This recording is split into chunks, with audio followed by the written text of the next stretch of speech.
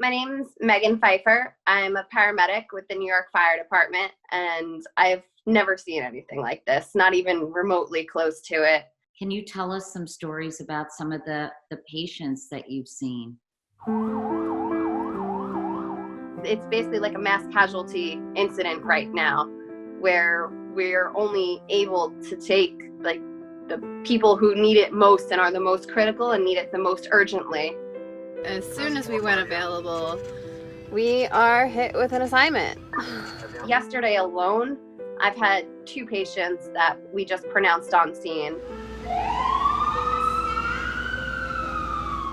In the emergency rooms, it's like nothing I've ever seen before. Patient on ventilator after ventilator after ventilator. They've been several beds, even with just dead bodies on them, covered, waiting to be brought to the morgue. There was another crew who brought in a patient to one of the hospitals, and they needed to be intubated. And the only reason they were able to be put on a ventilator was because somebody who was on a vent happened to die. And so it was kind of like off one patient onto the next. I've seen a lot of young people who are infected, one of which was our own members. She was 34 years old. I actually went through the EMS academy with her, as well as paramedic school. The 2 of us went through together. And she went home one day, collapsed, and ended up getting admitted into the hospital, and did end up having to be intubated on the ICU. It's scary a little bit because that could be me. It could be any one of us, since we are exposed every day.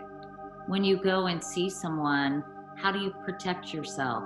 So the current guidelines are for us to wear goggles, gloves, a gown, and a regular mask, as opposed to the N95 masks that we were wearing earlier, because they are short on them.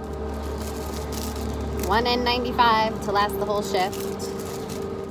Yeah, right now I'm not going home. I'm staying in the hotel.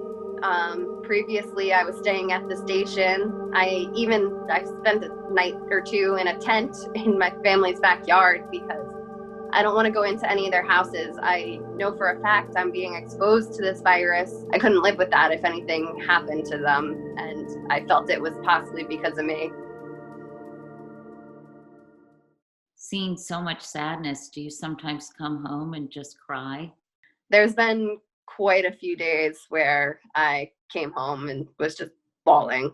I've had anxiety attacks. I've been hysterical. It's almost a hopeless situation. The outreach from the community has been absolutely fantastic. There was one guy just waving his American flag, shouting for us from one of the bridges. That made our day, and little things like people have been sending food and letters of thank you and encouragement, and they're calling us heroes, which blows my mind. I'm like, I'm just doing my job.